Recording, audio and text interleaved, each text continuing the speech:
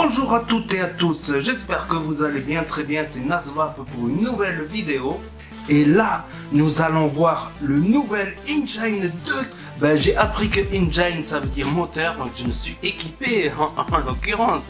C'est du reconstructible, non? Non, je dis pas de conneries, c'est du reconstructible, donc Engine mécanique, donc forcément, j'ai pris les outils qui vont avec. Non.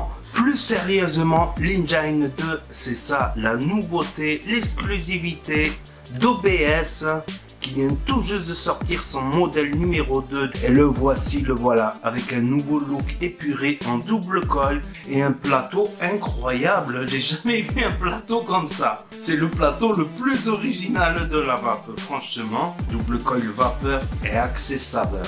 Donc mettez un pouce bleu et abonnez-vous si vous voulez voir le plan serré de cet atomiseur, le montage et l'unboxing.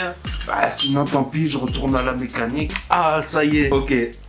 Voilà l'Engine 2 de chez OBS qui vient tout juste de sortir avec un scratch d'authentification avec les détails de ce que contient le packaging et les couleurs. Pour l'instant il n'y a que stainless et black. Donc ensuite nous avons le petit tiroir coulissant comme d'habitude, l'atomiseur, nous allons y revenir plus en détail. Vous voyez le sigle là, ça vous fait pas penser à quelque chose? À une hélice de bateau.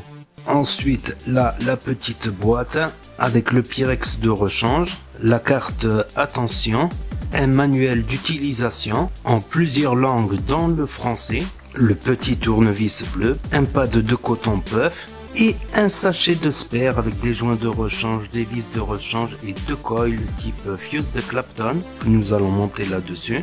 Donc pour l'instant, nous l'avons que en noir comme ceci et en argent.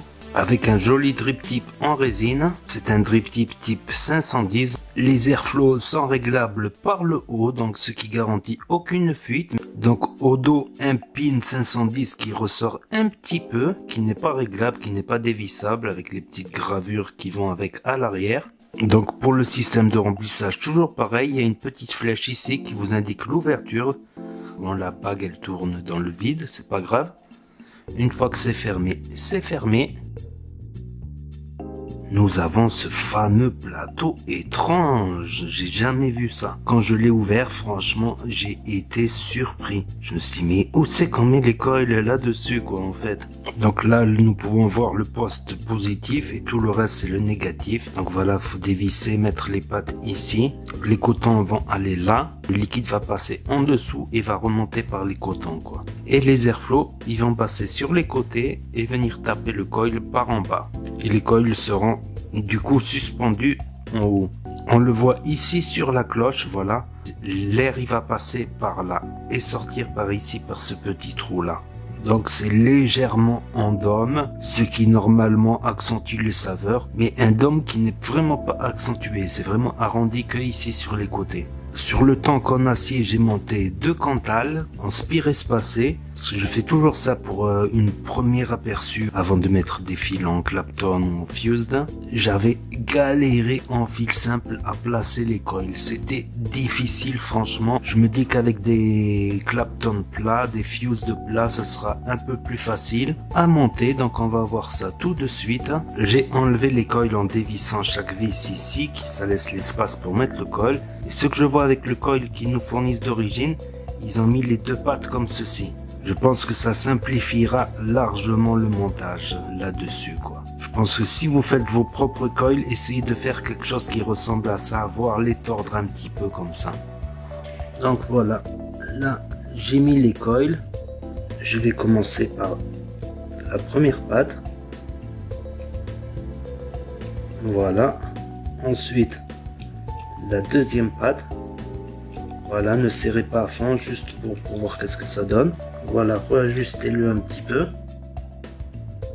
Donc voilà, je confirme avec un fil plat. C'est beaucoup plus simple à monter.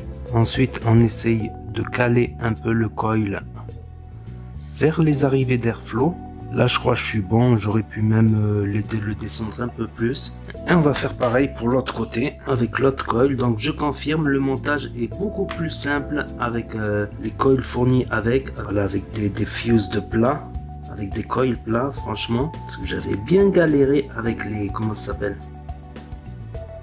Mince, je suis sorti hors caméra. Voilà, je le redresse un petit peu. Là, ça a l'air bon. Les deux coils sont à peu près placés pareil. Ensuite, nous pouvons couper tout ce qui dépasse. Donc, tenez bien avec une main la patte pour éviter qu'elle soit projetée n'importe où. Voilà, première patte. Deuxième patte. Toujours, n'oubliez jamais, une projection, c'est jamais bon. On peut le retrouver par terre ou pire. Voilà, toujours tenir et couper. Donc là, la table nous indique 0,20, 0,21. J'ai commencé le petit dry burn à shooter pour enlever toutes les petites saletés, tout ça. Et le coil, il a commencé à prendre une jolie couleur là. Vous voyez, vraiment beau, violet, bleu. On va commencer la stabilisation. Donc on peut redonner un petit coup de tournevis pour bien fixer définitivement. Ensuite, le rodage qui consiste à rapprocher les spires. Il faut que des deux côtés, ça chauffe uniformément. Des spires du milieu vers les spires extérieures. C'est pas facile devant la caméra.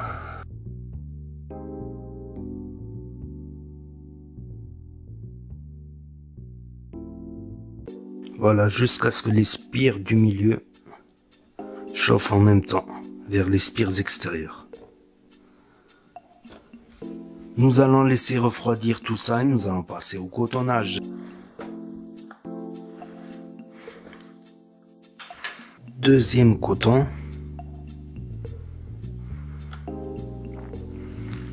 Quant à la longueur, ça peut aller toucher le fond de la cuve. C'est pas trop un problème, environ un peu plus que le diamètre du coil, quoi. Voilà, à peu près à cette distance-là, ça ira. Nous pouvons aérer un peu le coton si on veut pour une meilleure capillarité. On enlève quelques brindilles. Ensuite, nous pouvons mettre le premier coton à l'intérieur et ainsi de suite.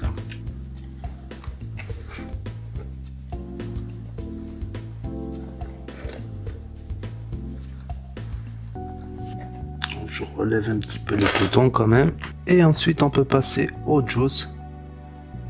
Donc, sur les coils, partout quoi.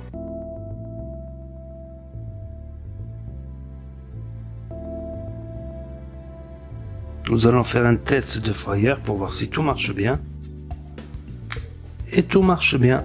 Ensuite, pour mettre la cloche, on regarde là où il y a le bout qui descend le plus grand. Il faut qu'il vienne s'enclencher là. Et le bout le plus... Voilà quoi, vous avez compris. Donc pour qu'il s'enclenche bien, voilà, faut trouver le bon endroit. Hop. Et après on peut visser. Sinon c'est impossible si on ne le met pas dans les bonnes encoches. Ensuite pour le remplissage, c'est OBS comme tous les atos. Très facile, simple à remplir, rien à dévisser.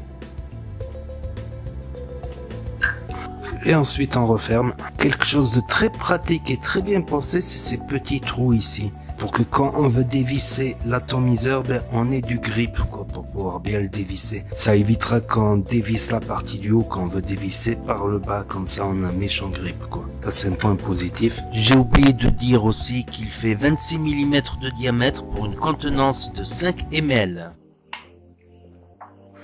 Le voici, le voilà. Tout prêt, monté, rempli et ça marche bien. À 60 watts avec un preheat hard.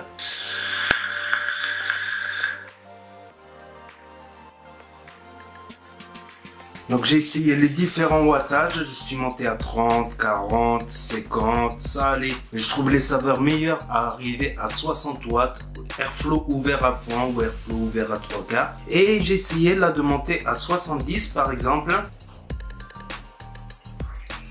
C'est un peu plus chaud à 70. J'ai essayé à 80.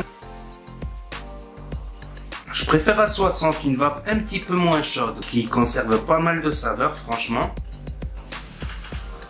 J'avais mis les cotons à fond en bas, donc j'ai tenté de redécouper pour voir si je pouvais monter à plus de 90, même en découpant, non. Je pense que c'est plutôt un atomiseur double coil axé saveur et pas axé hyper grosse vapeur. Et là j'ai mis le Black Sabbath de The Foo, franchement je le retrouve bien. C'est plutôt un liquide destiné au dripper saveur, au dripper en général. Je le retrouve très bien là-dessus, c'est même étonnant, point de vue saveur, il est pas mal ce double coil. Après, pour moi, par rapport à la difficulté du montage et au double coil, ce n'est pas un atomiseur destiné aux débutants. C'est plutôt destiné pour des gens qui ont déjà commencé le montage. Je vous dis pas la galère que j'ai eu avec les fils simples, quoi. Par exemple, avec des coils plats, c'est beaucoup plus facile à monter. D'ailleurs, j'ai pas trop galéré à le monter. En plus que j'avais la caméra entre moi et le montage. Et le fait que le plateau, il est original. Donc, tout de suite, ça donne de la magie, quoi. C'est un plateau où les coils descendent en bas, quoi. Donc, c'est complètement... Et rien que le fait, parce que c'est original, ben, c'est marrant. C'est... Voilà, on se dit, on va dans quelque chose de différent, quoi. Et la vape, elle est pas mal, franchement. Franchement, point de vue saveur, il est pas mal. Un peu difficile à coiler tout de même. Je préfère prévenir. Ben, passons tout de suite aux points positifs et aux points négatifs. En commençant par les points positifs. C'est un top airflow, donc garantie 0 fuite. C'est impossible qu'il y ait une fuite là-dessus. Si vous cotonnez pas assez, si vous cotonnez mal, la chambre peut être inondée et ça peut faire des glouglous. Des glouglous, voire des projections. Pour sortir, c'est l'idéal. Un bon reconstructible, un peu bourrin, axé saveur. Pas mal, franchement. Ben, comme je vous ai dit, un point positif, c'est que le plateau, il est original et il ressemble à aucun autre. Donc, psychologiquement, ça le fait, quoi. Les postes en haut, il y avait les postes en bas, les postes laisse. T'avais les montages à droite, à gauche, au milieu. Maintenant, t'as le deck en haut, quoi. Point fort pour l'originalité, ça, faut l'avouer. Le remplissage, toujours pareil. Le remplissage super facile. Tu remplis, hop, et tu refermes. Voilà. T'as pas besoin de tenir le top cap dans une main. Donc gros point positif pour les saveurs. Pour moi, les saveurs sont très bien, franchement, pour un double coil, quoi. Et les coils qu'ils nous ont fournis avec, ben, j'ai l'impression qu'ils sont de meilleure qualité, ces coils là, par rapport aux coils du Crius 2 qui nous avait passé, RDA et RTA double coil. Ah ouais, les saveurs, elles sont pour un double coil, franchement, elles sont top. J'aime beaucoup ces saveurs là, franchement. Après, le drip tip, il est sympa, il est en résine, on peut le changer, c'est du 510. Donc il y a aussi le look. Après le look, on aime ou on n'aime pas, ça c'est une question de... Voilà, chacun ses préférences, chacun ses goûts. Donc transition idéale vers les points négatifs. Donc les points négatifs, ben, je les ai déjà dit. Si vous prenez du fil simple en Cantal A1 par exemple, vous allez galérer à le monter, quoi. C'est plus fait pour des gros coils plats. Même en fil plat, il sera galère à monter. Pas croire, moi j'y suis arrivé facilement, mais je pense que d'autres personnes peuvent galérer beaucoup plus. Surtout s'ils ne sont pas expérimentés dans le montage. Donc peut-être certains auraient préféré un drip type 810, mais je le trouve pas mal dans cette configuration et j'ai pas mal de plaisir à vaper dessus. Un petit point négatif, je dirais qu'il ne propose pas de single coil. Donc après, bon, c'est fait pour ce que c'est fait. Donc c'est le digne successeur de l'Engine 1. Donc l'Engine 1, il proposait un plateau single coil. Donc je trouve que le look, il est beaucoup plus épuré, beaucoup plus moderne et ça reste voilà, dans le même style, dans le même look, dans la même lignée. Et je trouve personnellement qu'il est bien réussi. Par rapport au jus que je mets dedans, c'est du full VG en plus. Pas de problème de capillarité. Donc voilà, ça dépendra aussi des jus qu'on y met. J'ai remarqué que certains jus ne ressortent pas pareil sur tel dripper, sur tel atomiseur, sur telle chose. Mais là, je retrouve bien mon Black Sabbath de The Foo. Je vois les petites bulles qui remontent, pas de souci de capillarité. Que ça soit coton au fond, là, je les ai encore redécoupés. J'ai fait plusieurs tests, quoi, pour bien, voilà, faire le tour de la chose, quoi. Que moi, je valide. Je pense que je le préfère même à l'OBS Crius 2 RTA double coil. Mais je pense que c'est plutôt des choses différentes. Celui-là, il est plus axé saveur, un petit peu moins aérien, et l'autre plus bourrin, quoi. Franchement, je le trouve meilleur que le Crius 2 RTA double coil en saveur, en tout cas. Donc, merci à OBS de me l'avoir envoyé, de m'avoir fait découvrir cet atomiseur-là, que je convoitais pas à la base, mais j'ai une bonne surprise niveau saveur double coil, quoi. Il est pas mal, je valide là-dessus, quoi. Donc, mettez un pouce bleu si vous voulez que je continue à faire du reconstructible et de la mécanique avec l'engine, le moteur. Bah, sinon, fatalement, vous aurez un drive de toute manière, alors faites comme vous voulez. Donc n'hésitez pas à vous abonner si vous voulez suivre mes prochaines vidéos, à partager, à cliquer sur la petite cloche, à commenter, j'y répondrai et je vous dis à très bientôt les amis les potos pour de nouvelles vidéos, revues et tutos. C'était Nasvap pour vous servir. Et vous savez très bien que si le courant passe, la cigarette trépasse et ça va peu bien.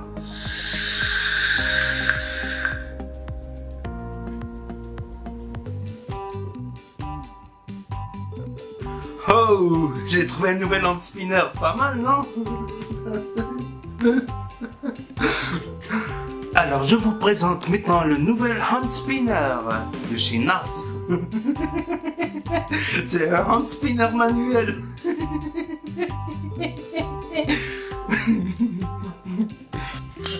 Bon, faut que j'arrête là. Faut que j'arrête, stop. J'ai regardé Google Trad.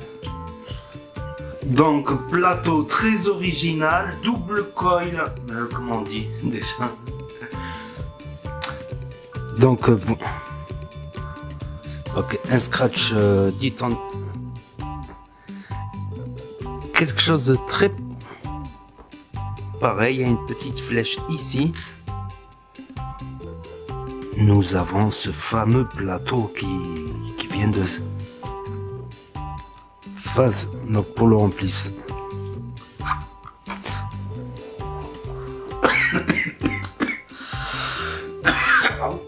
Non, ça va plus à 90. Après, ce n'est pas un... Pour moi, après... Bon, la prochaine fois en cas. Mais moi j'ai bien contourné, j'ai pas de glouglou, j'ai pas de protection.